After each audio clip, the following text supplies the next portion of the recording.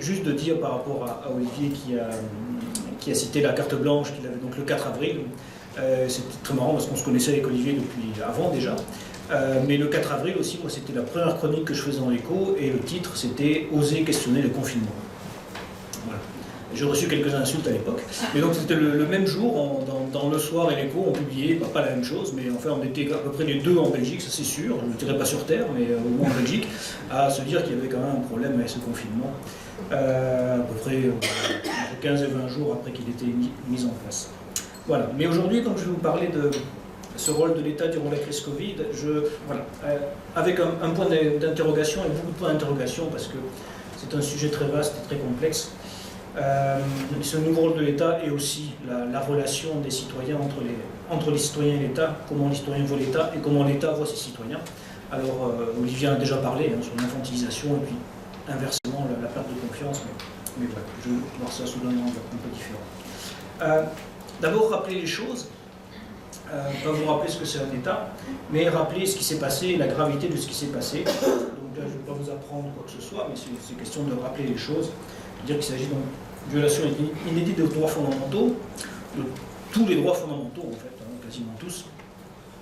Donc droit à la libre circulation, réunion, manifestation, droit à l'éducation, droit au travail. Voilà. Alors, certains ont dit oui, mais ça c'était en balance avec le droit à la vie.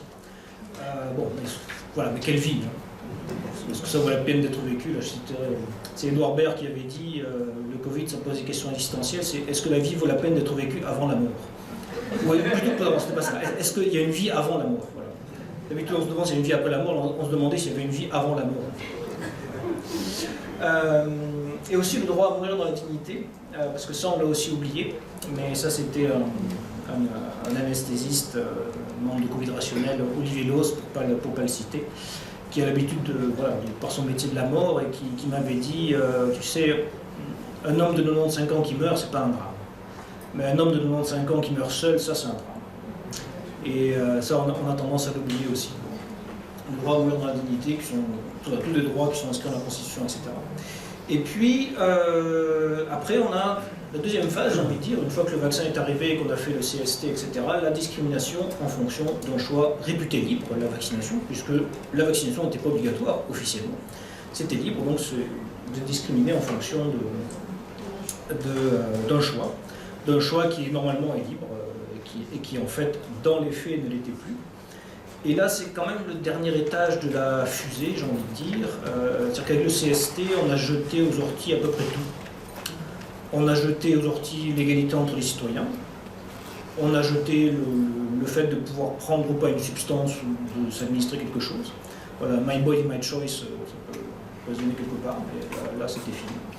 On a jeté aux orties le secret médical, puisque, voilà, vous montrez votre truc, on savait si vous étiez vacciné ou pas. On a jeté aux orties la liberté de circuler sans montrer patte blanche. Et ça, paradoxalement, c'était aussi pour les vaccinés, puisqu'il fallait aussi qu'ils montrent quelque chose. Il y a des gens qui étaient vaccinés, mais qui n'avaient pas de smartphone avec eux, et puis qui ne pouvaient pas entrer dans un restaurant. Alors, il faut imprimer le truc, mais bref. Voilà. Donc là, c'était pour vous montrer l'ampleur de la catastrophe. Et puis, ce qui est très intéressant à voir, c'est pas seulement l'ampleur de la catastrophe, c'est le fait que tous les garde-fous et les contre-pouvoirs qui sont faits pour éviter une telle situation ont été anesthésiés ou anesthésiés, on va dire, ou mis hors service, avec quelques exceptions près. Donc tout ça, en fait, d'abord l'ordre judiciaire, parce que d'habitude, les contre-pouvoirs, il y a trois contre-pouvoirs ici. Enfin, l'ordre judiciaire, le Parlement et les médias. L'ordre judiciaire, c'est pas seulement de régler les stations, les contraventions, de contester ou d'arrêter les criminels, c'est aussi une limitation du pouvoir de l'État en fonction de normes supérieures, en fonction d'un certain nombre de choses. Et voilà, quasiment toutes les décisions ont été validées. Il y a quelques avocates pugnaces et tout à fait talentueuses que vous avez vu ce matin qui font exception, mais et encore, ce sont vraiment des exceptions. Et que ça aille du tribunal de police jusqu'aux plus grosses instances, Conseil d'État, Conseil constitutionnel. Il y a quelque chose d'intéressant aussi là, c'est que finalement c'est au plus pas au plus bas, mais c'est jamais les plus hautes instances qui ont fait des décisions courageuses, en fait. Voilà. Très clairement. Ensuite, le Parlement, là, je mets selon les pays, parce que, en fait, vous avez certains pays où on a respecté le Parlement et d'autres pas du tout. En Belgique, on est passé là-dessus.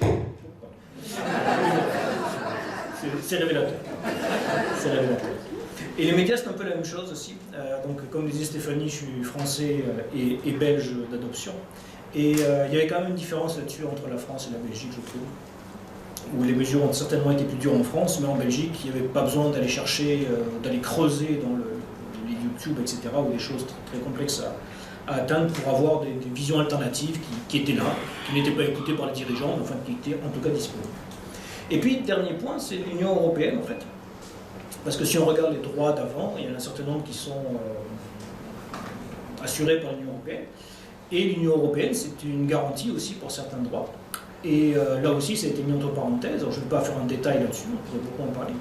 Mais moi, c'est juste un moment qui a été très fort, c'est que c'était donc l'hiver 2021, où on était réputé interdit de sortir en Belgique et de rentrer en Belgique autrement que pour des questions professionnelles. Voilà. Donc, moi, je suis français, comme des gens très bien. Enfin, comme ça arrive à des gens très bien.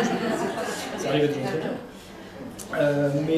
Voilà, donc concrètement, il n'est rien arrivé à ma famille en France à ce moment-là, mais si j'avais ma mère qui était en train de mourir, je n'avais pas le droit d'aller en France.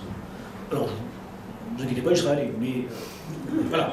Alors, avec l'aberration de le faire en Belgique, il n'y a que la Belgique qui faisait ça. Il y a d'autres pays où on vous interdisait de rentrer, mais il n'y a aucun pays où on vous empêchait de sortir. Les pays européens, on vous empêchait de sortir. Alors ce qui est absurde en plus avec la Belgique, puisqu'on est au centre de l'Europe, et puis selon où vous habitez, si vous marchez à pied, au bout d'un certain temps, vous allez traverser une frontière, de toute façon. Voilà. Donc c'est totalement impossible à vérifier, etc. Et il y a eu un épisode intéressant à ce moment-là, c'est que le commissaire européen Didier Reynders, qui a l'avantage d'être belge, qui a l'avantage d'être ancien ministre, vice-premier, qui était donc du libéral en plus, le parti du Premier ministre, est intervenu dans les médias belges en disant mais c'est pas possible, qu'est-ce que vous faites, ça ne va pas du tout. Voilà. Je vais le faire rapidement. Et le résultat a été absolument nul. C'est rien passé. La Belgique, on s'en fout complètement. C'est-à-dire, voilà, on est en Belgique avec l'interdiction de sortir et rentrer du territoire, avec la capitale de l'Europe qui est là, et c'est pas grave, on le fait quand même. Rien du tout. Rien du tout. Alors tout ça au nom de l'urgence. L'urgence ayant duré pendant 2 ans, pendant 24 mois. Donc, situation totalement exceptionnelle. Alors, là-dessus, revenir sur la démocratie, puisqu'on en a parlé, on doit en reparler. Dire que la démocratie, c'est pas seulement des élections, on vote régulièrement. Je vous rappellerai que Vladimir Poutine est élu, il n'y a aucun problème, tout à fait élu. Et les urnes ne sont même pas truquées, hein. C'est pas au moment du vote qu'on truque les choses, bien avant. Donc c'est pas seulement des élections à intervalles réguliers, ni avec une compétition officiellement ouverte. Il y a 2 choses qui font une démocratie. D'abord, c'est un état de droit.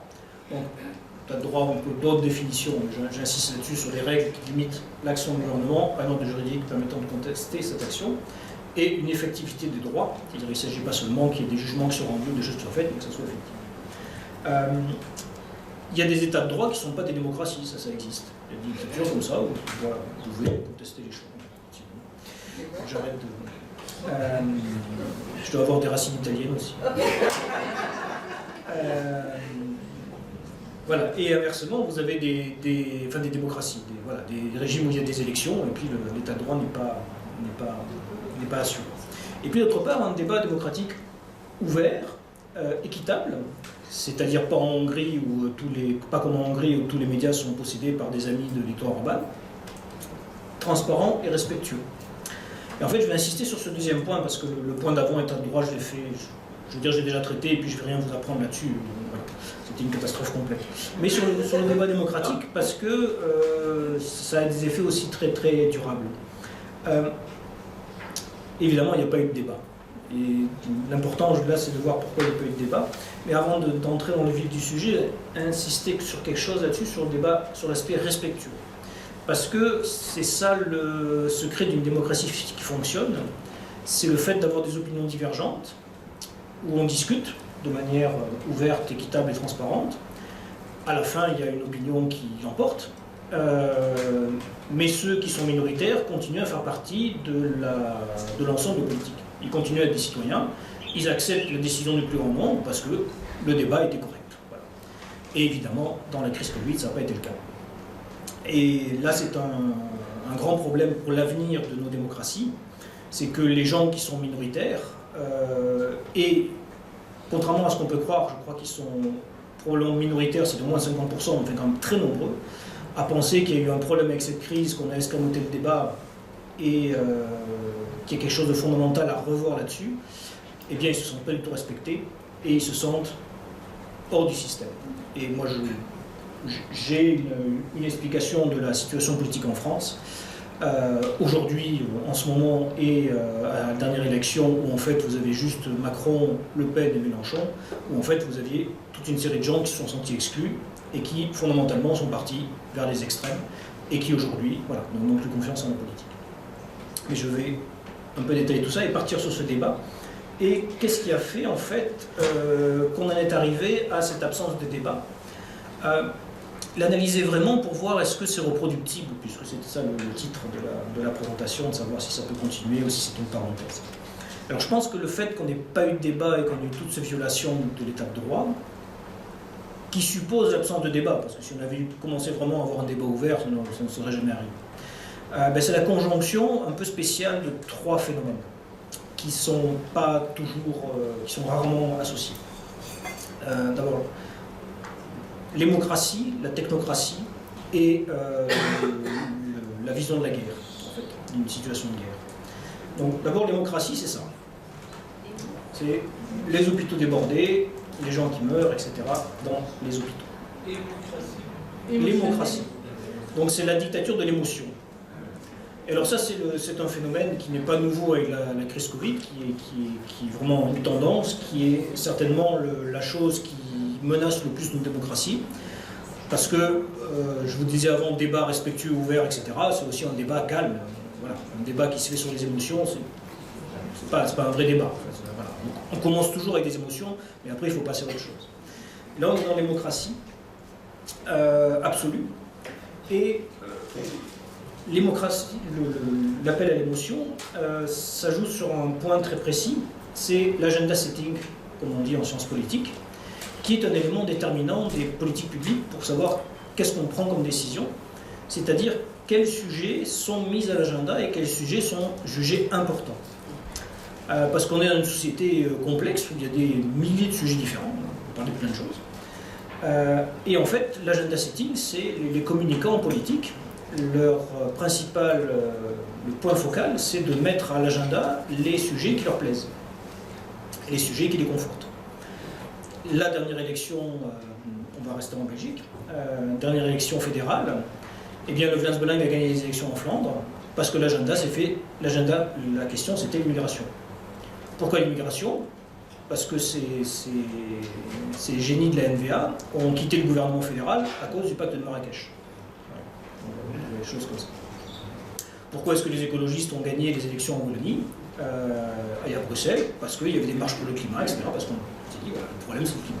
Si on avait décidé que le problème c'était le pouvoir d'achat, peut-être que ce serait autre chose. Et là on a quelque chose, donc évidemment, on est arrivé dans quelque chose de très très particulier qui n'arrive jamais.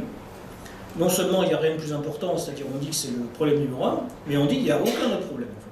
Il n'y a plus aucun autre problème. Au moment où l'épidémie arrive, il n'y a plus aucun autre problème.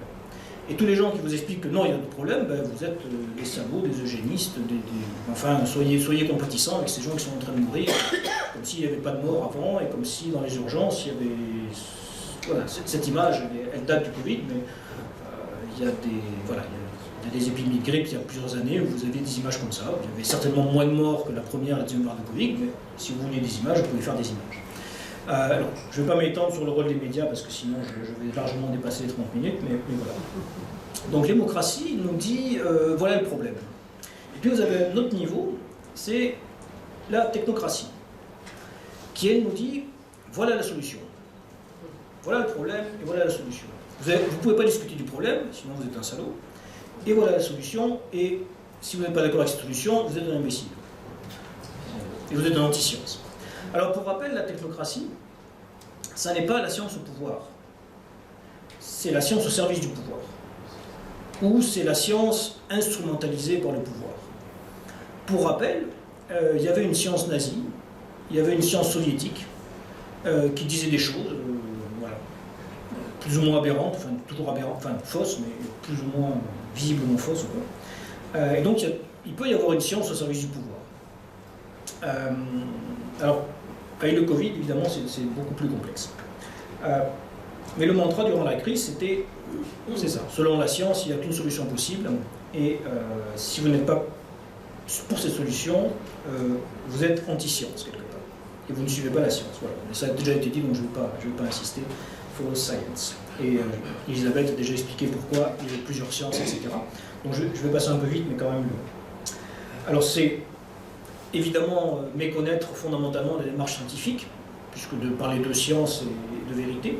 Mais là aussi, je vais revenir un peu sur les médias. Pourquoi est-ce qu'on a cette vision de la science, de quelque chose d'unique?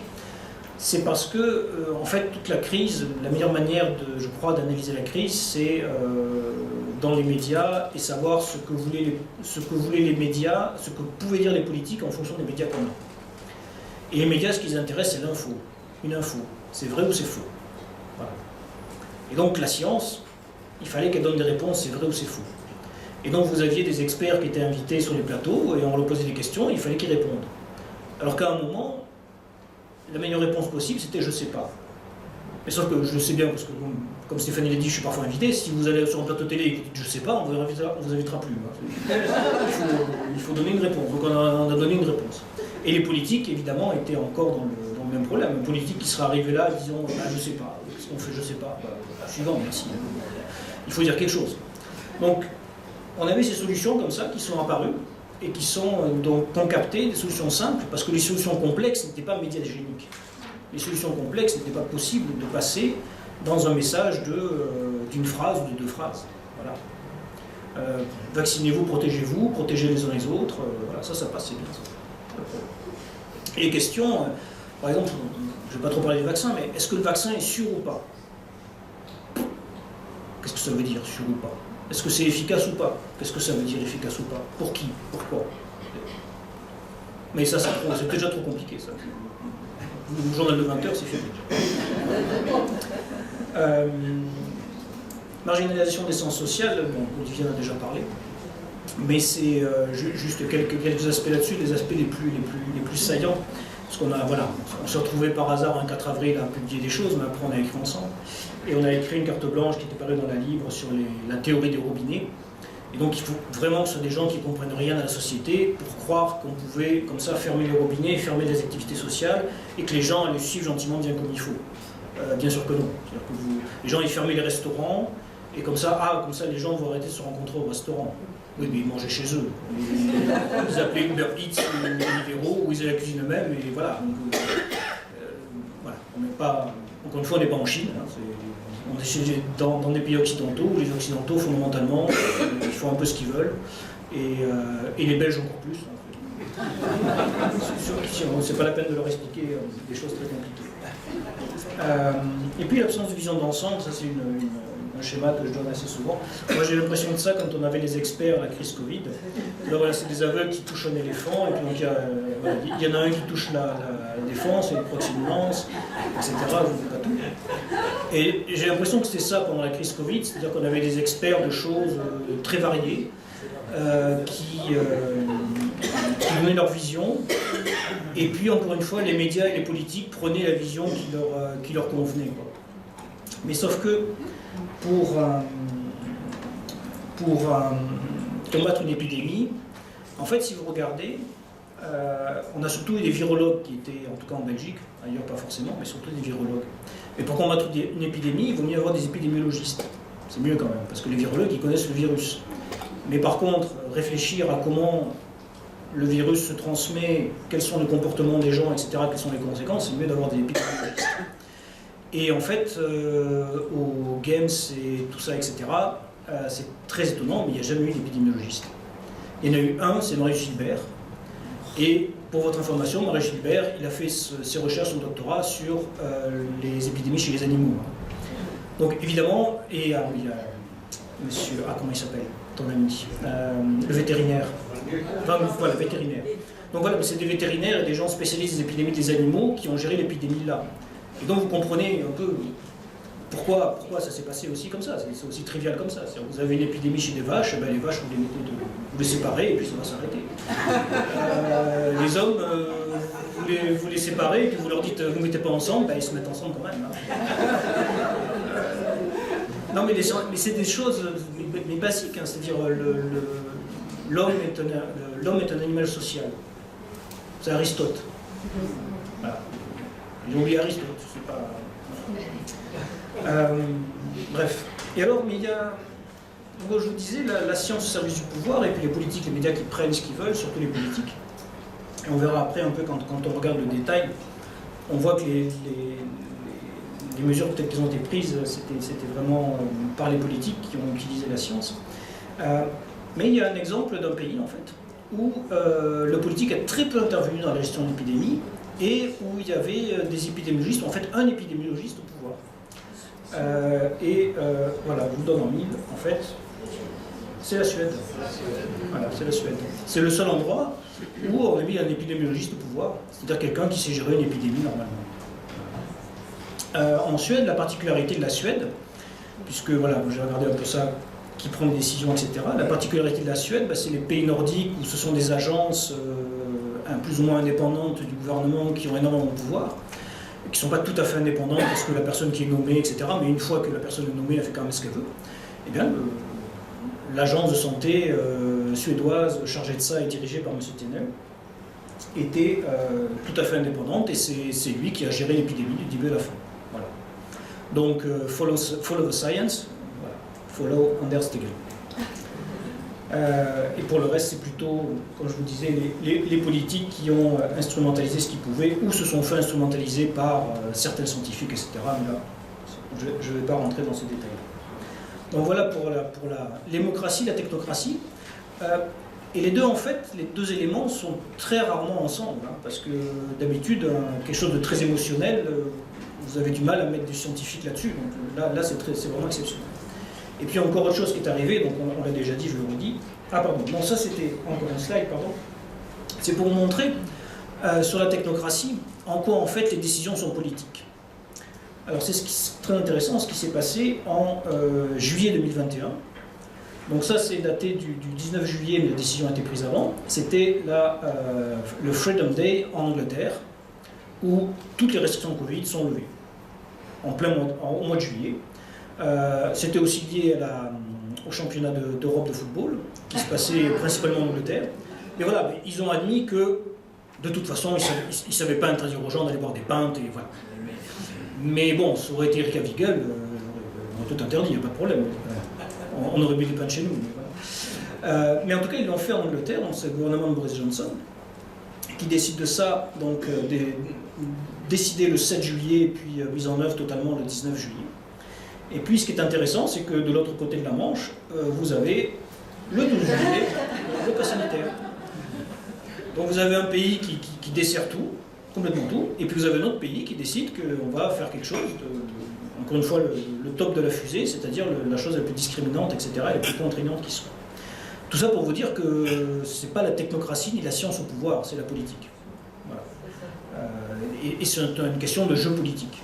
Et ce qui s'est passé très simplement, ce sont des questions politiques, c'est-à-dire qu'en Angleterre, il y avait la pression évidemment du football, mais il y a aussi le fait qu'à l'intérieur du Parti conservateur britannique, il y avait toute une série de gens qui étaient contre les mesures et qui à un moment ont fait entendre de la voix et ont dit mais regardez, c'est bon, on est tous vaccinés, il fait beau, voilà, on peut ouvrir les choses, etc. Et la pression à l'intérieur du parti a fait qu'à un moment, Boris Johnson a cédé. Et en fait, simplement, on analyse ça parce que il y a quelques pays comme ça, c'est l'Angleterre, l'Espagne et les États-Unis. À part ces trois pays-là, quasiment, et la Suède, bien sûr, eh bien, il y avait un consensus de tous les partis de gouvernement pour dire les mesures, c'est très bien. À part quelques exceptions, mais des voix isolées, mais qui n'ont jamais eu de... Et donc ça, c'est une question de rapport de force politique et de voix politique à monter. Et Emmanuel Macron il est assez évident que s'il n'avait pas eu envie d'être élu quelques mois plus tard, il n'aurait pas fait le pass sanitaire. Voilà, je ne vous mets pas le détail, mais en fait, il s'agissait de se poser en chef de l'État, et puis en gros de dire, moi je représente les vaccinés, je reviendrai les non-vaccinés après, et puis comme ça je vais gagner les élections, puisque les vaccinés ont voté pour moi. Je vous la fais très très courte, mais il y a de ça. Alors Emmanuel Macron, c'est l'avantage, hein, c'est que... Ah, mais c'est après, je vais vous dire ça. Emmanuel Macron a un grand avantage dans l'analyse d'un politologue, c'est qu'il dit ce qu'il pense. C'est-à-dire que, oui, et puis il n'a pas de tabou. Voilà, c'est lui qui a dit il faut emmerder les non-vaccinés. Voilà, il a dit. Voilà, tout le monde l'a fait, il n'y a que lui qui l'a dit. Et voilà, et donc ça, il a dit aussi, nous sommes en guerre. Ça, c'est le troisième aspect qui est essentiel et qui explique, je pense, peut-être le plus pourquoi il y a une absence de débat. Je vais faire une analogie avec la vraie guerre. Alors, nous sommes en guerre, c'est toujours amusant de le voir aujourd'hui, parce que quand on voit ce qui s'est passé à Paris et dans certaines villes de France ces derniers jours, voilà. Et par ailleurs, ça fait un an qu'on est vraiment en guerre en Ukraine. Voilà. Donc, sur l'aspect démocratie et agenda setting, moi je suis assez persuadé que si Vladimir Poutine avait décidé d'attaquer l'Ukraine le 24 février 2020 et pas 2022, on ne serait pas dans cette salle parce qu'il n'y aurait jamais eu de confinement. C'est la faute de Poutine. Non, c'est la faute de l'actualité qui était un peu trop plate et des Européens qui étaient un peu trop, passez-moi l'expression, le cul dans le beurre et qui ont été traumatisés par quelque chose qui leur arrivait comme ça. Voilà, parce qu'on parlait, on va revenir sur ce que disait Olivier, qui est anthropologue, les Africains ont fait différemment parce qu'en Afrique, on ne peut pas se payer le luxe de mettre tout le monde chez soi. Nous, on croyait avoir de l'argent, on croyait. Maintenant, on n'a plus rien. Et alors, nous sommes en guerre. Attendez, pardon. Non, pardon. Je vais rester sur nous sommes en guerre parce que ça explique le tout. En fait, je vais faire l'analogie. Parce que dès le début, on est parti sur l'idée de guerre, avec pas seulement Macron qui dit nous sommes en guerre, mais vraiment l'idée qui était au début et qui reste ensuite, que c'est comme une guerre, c'est-à-dire déjà on est attaqué l'étranger. C'est Trump a commencé à parler du virus chinois. Les Chinois, depuis le début, expliquent que c'est un virus américain. C'est vrai. Et peut-être qu'ils auront plus, enfin bref, mais voilà. Voilà. Et après, on a eu quelque chose tout au long de la crise, c'est les déplacements de et vers l'étranger, comme je vous disais pour la Belgique il y a un moment, c'est-à-dire qu'il faut tester les gens qui viennent de l'étranger, etc. Y compris, alors si vous aviez, vous vous souvenez, les cartes de pays rouge, vert, orange, etc. Alors, si c'était les personnes venant de pays qui sont plus contaminés que nous, oui. Si on avait arrêté les vols d'Italie, venant d'Italie, etc., ou de Chine au début, pourquoi pas. Mais sauf que c'est un monde où tout était rouge. Donc la personne qui arrive à Bruxelles, celui qui vient de Liège et qui arrive gare du Midi, il n'est pas testé. La personne qui vient du sud de la France, ou d'ailleurs en zone orange, eh bien il atterrit à Zaventem et donc il est testé. Voilà. Et vous avez toujours ce truc-là de dire le danger vient de l'étranger, comme une guerre. Et en fait, les politiques ont fait cette analogie comme ça. Aussi peut-être parce qu'ils sont habitués à ce que les crises soient sécuritaires et que donc voilà. Les crises avancent, c'est les crises terroristes. Et c'est très intéressant, vous avez toute une série de pays où ce sont les mêmes instances qui ont géré la crise sanitaire comme une crise terroriste. Voilà. En temps en temps, ils ont pris des cours accélérés sur la santé publique, mais c'est le framing, comme on dit en bon français, est quand même là. Et nous sommes en guerre. Ça a conditionné tout parce que l'idée est venue tout de suite que, comme dans une guerre, c'est la discipline qui va nous faire gagner.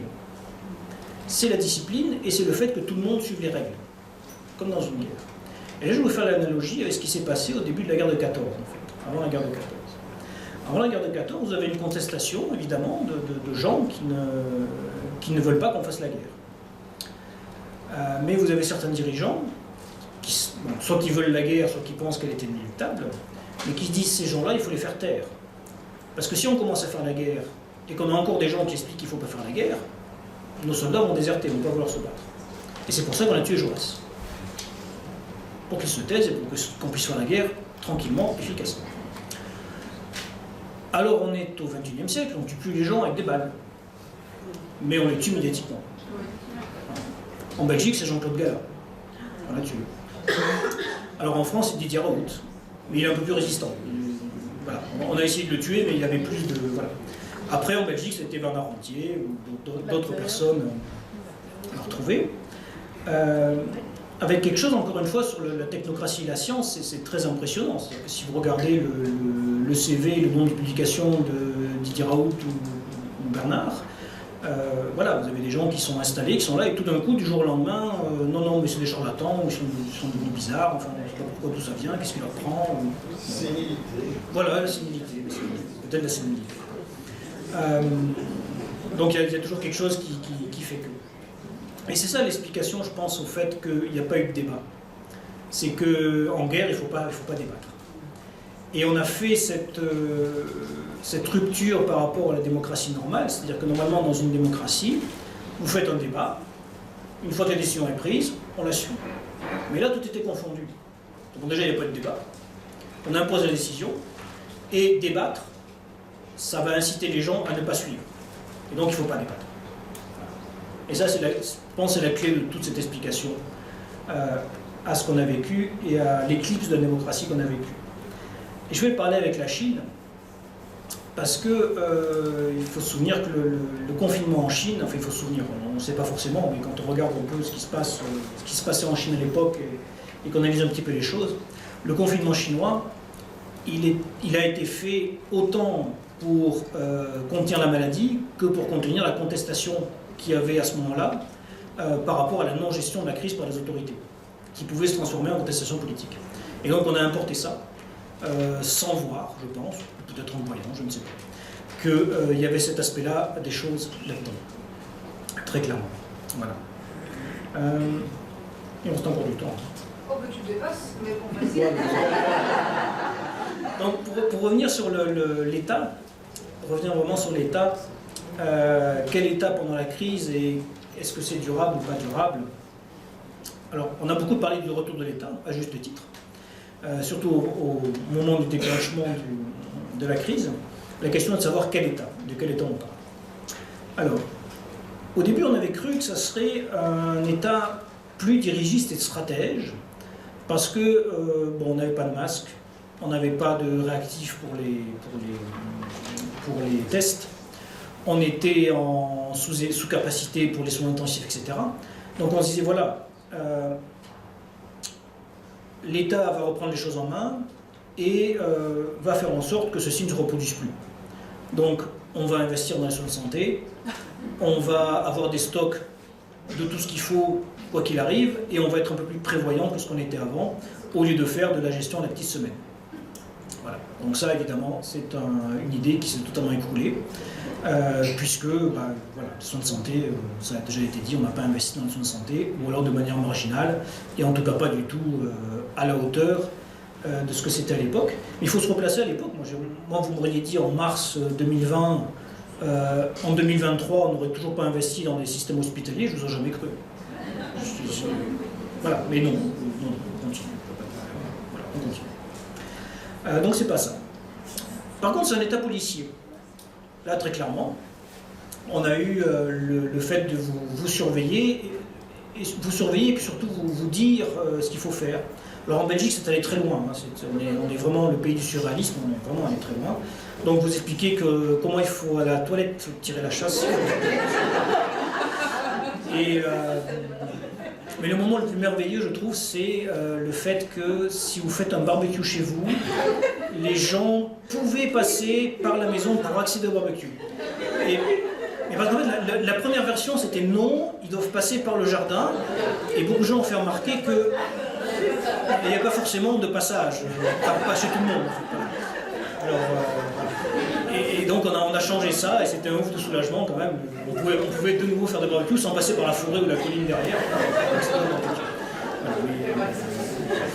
On est vraiment dans voilà, on est chez les fous. Non, mais je dis on est chez les fous, mais il faut voir les gens normaux qui regardent ça, avec quelqu'un qui dit ça à la télé, qui était devant la table, qui était le porte-parole officiel du gouvernement, en fait. Voilà, après la dépression, évidemment, Mais la particularité, c'est que c'est un État policier qui veut tout surveiller, mais comme ce n'est pas l'État chinois, on n'a pas les moyens de le faire. On n'a pas les moyens. Et donc on est passé à autre chose, c'est-à-dire la surveillance des citoyens par les citoyens. Alors ça a commencé même avant le CST, ça a commencé avec les dénonciations de personnes, etc. Moi, j'écrivais pas des cartes blanches, des chroniques dans l'écho, et j'avais écrit une fois là-dessus. Et il y a quelque chose qui m'avait vraiment frappé, c'est que vous aviez, c'était aux alentours de Noël, etc., vous aviez des histoires de délation, de gens qui dénonçaient leurs voisins, etc. Il n'y a pas un seul politique, pas un seul, qui à un moment a dit écoutez, c'est quand même un problème. C'est quand même un problème. Non. Aucun courage. Bon, les médias, je sais. Mais c'est pas aux médias de dire ça. Enfin, c'est pas aux médias, les médias ils répercutent. Bref. Mais l'État, voilà, l'État est incapable d'assurer lui-même la surveillance. Donc, on a ouvert la voie, et là je pense que c'est en lien aussi avec l'autre sujet du jour sur le RGPD, sur le fait qu'on a délégué la surveillance à soit des citoyens, soit ça sera des sociétés privées, ou des choses comme ça. Et avec le CST, on est allé encore plus loin. Moi, je me souviens de discussions qu'on avait avec des parlementaires qui étaient pas mal opposés au CST, et puis qui rappelaient, vous savez, au moment des attentats, on a eu des longues discussions pour savoir est-ce que les militaires qui sont dans les rues ont le droit de contrôler l'identité des gens. Et au terme d'un débat parlementaire assez nourri, on a déduit que non. Parce qu'on n'est pas dans un état d'urgence, c'est que les policiers qui doivent l'identité. Et bien là, avec le CST, le cafetier du coin, le restaurateur, le vigile qui vient d'être embauché par le cafetier pour vérifier le truc, il a le droit. Voilà. Et puis, l'autre aspect, alors tous ces aspects, c'est que finalement l'État est assez faible, et qu'on avait, à l'opposé de l'État dirigiste qu'on imaginait voir, qui allait prendre le pas sur les intérêts privés, voilà, ben on est un État qui est complètement dépendant du privé, en fait. Avec une espèce d'inversion sur le pouvoir entre les consultants et l'État. C'est-à-dire qu'à la base, l'État prend des décisions, et puis pour telle ou telle mission, il décide qu'une entreprise privée ou un consultant est plus à même que lui de le remplir, mais pour des missions précises. Et là, pendant cette crise, on a l'impression d'avoir l'inverse, c'est-à-dire que les solutions étaient données par le privé, et en particulier par McKinsey, qui a donné les mêmes solutions à tout le monde, de ce point de vue-là. Et puis, Pfizer, évidemment, et les deux sont liés, mais Pfizer, ou les autres entreprises qui produisent des vaccins, qui ont réussi, par un tour de force de lobbying absolument... voilà, je veux dire, il faudra étudier ça et enseigner ça dans toutes les écoles de lobbying, pour forcer les États et tordre le bras aux États à acheter tous ces vaccins. Donc là, c'est pas très loin d'ici, Madame Van der Leyen, c'est combien de doses par citoyen européen? 8, on en a acheté, je crois. 10 Ah, 18. Donc, on a payé, on ne les a pas eu, mais on les a payés en tout cas. Ça, c'est sûr. Mais voilà, donc le vaccin solution, c'est ça aussi. Mais c'est pas... Voilà, moi, pas du tout dans la théorie du complot, hein. C'est du lobbying qui a merveilleusement marché à un point qui fait que ça explose tous les records. Mais ce n'est que du lobbying d'une entreprise privée qui veut faire des profits. Mais c'est ça qui est intéressant, c'est que l'État essaie d'être policier mais n'y arrive pas, et il n'arrive pas à faire ses missions non plus. Donc globalement c'est un État fort avec les faibles, c'est-à-dire vous et moi, et faible avec les forts. Les forts étant les grosses sociétés. Si on avait eu l'État dirigiste, stratège, et si on part du principe que les vaccins étaient totalement efficaces et surtout étaient la sortie de crise, eh bien, un État vraiment conséquent aurait nationalisé le brevet ou ouvert le brevet. Ils auraient fait ce que voulaient faire, ou ont fait les Indiens plus ou moins, je ne sais pas, c'est-à-dire de forcer ces entreprises, éventuellement contre rétribution, à donner leur formule, à dire comment on fait le vaccin et puis à produire soi-même.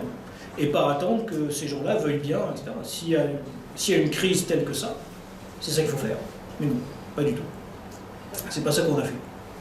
On s'est occupé des gens et de savoir comment ils rabattaient leur toilette ou pas. Et d'être côté fenêtre quand vous prenez le train pour aller à la mer. Ça, c'est ça. Et donc, de tout ça naît une nouvelle relation entre l'État et ses citoyens, évidemment, que bon, je pense que je n'ai pas besoin de détailler, je l'ai déjà fait, d'autres avant moi l'ont fait. Mais, alors, je vais finir là-dessus. Est-ce que c'est une parenthèse? Est-ce que c'est 5 minutes? Ben, c'est parfait. Est-ce que c'est une parenthèse ou est-ce que c'est durable? Alors, je vais peut-être vous étonner, mais moi je pense que c'était une parenthèse, en tout cas dans ce qu'on a vécu et dans ce niveau de délire, on va dire. Voilà. Mais ça n'empêche pas qu'il y a des choses qui restent. Alors, c'est pour ça que je dis globalement oui, parce qu'il y avait les circonstances, c'est pour ça que je vous ai détaillé au début ce que je pensais être les circonstances exceptionnelles qui ont fait qu'on en est arrivé là où on en est là, ce qu'on a eu, pardon, c'est-à-dire la conjonction de l'hémocratie et de la technocratie, la vision que c'est une guerre, et aussi, comme je vous disais, une période où il n'y avait pas d'autres problèmes. Circonstances exceptionnelles. Et puis, l'État, je pense quand même qu'ils se sont rendus compte de leur faiblesse. Et que avoir l'ambition de régenter et gérer une population, c'était un peu peine perdue quand même. Voilà. Je ne sais pas à quel point ils se rendent compte, mais quand même, confusément, on sent bien qu'il y a eu un problème là-dessus. Et puis, il y a un autre aspect, c'est qu'on n'a plus d'argent. Voilà, il faut de l'argent pour fermer tout. Il faut indemniser les restaurateurs, etc. Et là, c'est fini, on n'en a plus. On croyait qu'on en avait, les taux d'intérêt augmentent, donc on ne peut plus se permettre de faire n'importe quoi. Voilà. Donc c'est pour ça que je pense que... Voilà. Et où est-ce que ce qui est intéressant pour voir est-ce que c'est une parenthèse ou pas, parce qu'il y a une crise juste après qui arrive, donc de voir est-ce qu'on a finalement géré la crise ukrainienne, enfin évidemment pas pareil, parce que ça ne nous concerne pas directement, mais est-ce qu'on peut reconnaître des choses de la gestion de la crise ukrainienne avec la crise Covid? On peut reconnaître les choses, mais jusqu'à un certain point. Moi, l'analogie que je fais, c'est des économies d'énergie, où on nous a dit, oui voilà, la victoire c'est l'affaire de tous, c'est-à-dire, comme avec le Covid, il faut que vous arrêtiez de voir des gens et puis vous allez permettre de vaincre le virus. Là c'est l'inverse, c'est-à-dire qu'il faut tous qu'on se colle les uns contre les autres pour s'échauffer. Et on va aider les Ukrainiens à gagner la guerre. Voilà. Alors, voilà, donc on a dit ça, mais après c'est jusqu'à un certain point. Je veux dire, on a parlé de ça pendant un certain temps, et puis après ça s'est arrêté, enfin on est passé à autre chose aussi là-dessus. Le côté silence dans les rangs, et le côté interdiction du débat, je vais peut-être vous étonner, mais moi je trouve que, sachant qu'on est dans une vraie guerre, il y a un débat qui existe. Il y a des Dominique de Villepin ou Hubert Védrine, les anciens ministres des Affaires étrangères, qui expliquent que c'est bien beau d'envoyer des armes à l'Ukraine, mais à un moment, il va falloir faire la paix avec la Russie, et voilà, donc ils ont un contre-discours. Alors ils ne sont pas écoutés, mais ils passent dans les médias, et puis il n'y a personne qui se met en tête d'expliquer que Dominique de Villepin finalement ne connaît plus rien en relations internationales, ou que Hubert Védrine est devenu sénile. Ces gens-là ont le droit de parler, ils parlent, ils ont une influence qui est celle qu'elle est aujourd'hui, c'est-à-dire pas grand-chose, mais enfin, le débat se fait de manière normale, quelque part. Par contre, un point commun, c'est l'État imprévoyant, mais ça renvoie à la faiblesse de l'État. C'est-à-dire, ça, c'est un de mes autres domaines, c'est sur le... Je ne suis pas vraiment spécialiste, mais de voir ça. C'est sur les livraisons d'armes, en fait. C'est qu'en fait, on a... En fait, les armes et les masques, même combat, c'est-à-dire qu'on n'avait quasiment plus rien. Et voilà, donc on a les Européens, en tout cas, les Américains ont ce qu'il faut, ils ont des stocks, ils ont une industrie qui tourne, c'est eux qui vont tout vendre. Les Européens, par contre, n'avaient plus rien. Et n'étaient absolument pas prêts à cette guerre, y compris sur la diversification par rapport au gaz. Donc ça, c'est le côté imprévoyant. Et donc, que ça soit encore une fois les masques, le manque de lits des hôpitaux, etc., on a l'impression que la seule chose, il n'y a aucune vision en fait, et que la seule ligne directrice des États, c'est rester dans les clous budgétaires et rogner un petit peu partout sans avoir de vision stratégique sur ce qu'il faut faire. Voilà, mais alors là il y a un point commun, mais enfin ça participe encore une fois de la faiblesse de l'État qui je pense n'est plus capable, ou se rend compte qu'il n'est pas capable de tenter de nous régenter de la manière dont il l'a fait. Voilà. Mais il y a quand même des mouvements de fond si on va dans le détail, on va dire. Enfin dans le détail, donc des aspects spécifiques. D'abord la surveillance de masse, de tous par tous, et ça c'est quelque chose qui est en marche, sans mauvais jeu de mots, mais qui était là avant la crise, qui s'est généralisé vraiment pendant la crise et qui continuera, ça c'est clair.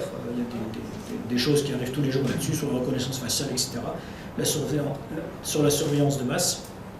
Et il y a peut-être bien des tabous qui sont tombés pendant la crise Covid, de ce point de vue-là. On l'a bien fait pour le CST, pour le vaccin, donc on peut le faire pour autre chose. Le débat public escamoté.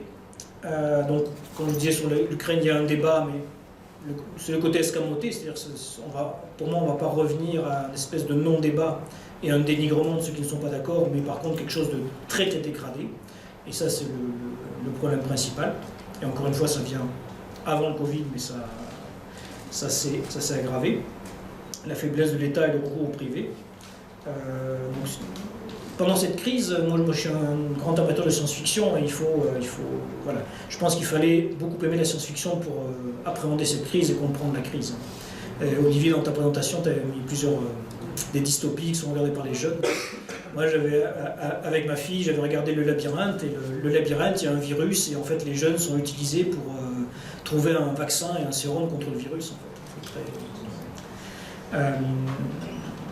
Et on peut faire des parallèles comme ça. Mais voilà, pour revenir sur la science-fiction, il y a différents horizons dans la science-fiction. Moi, il y en a un que j'aime bien, qui n'est pas désirable, mais qui est le cyberpunk, en fait. L'avenir cyberpunk, où en fait, voilà, en lien aussi avec le RGPD, hein, c'est-à-dire que les données se transmettent partout, il y a le métaverse, l'équivalent d'un métaverse, etc. Et les corporations, les grandes multinationales ont pris complètement le pas sur les États, y compris lorsqu'il s'agit de la défense.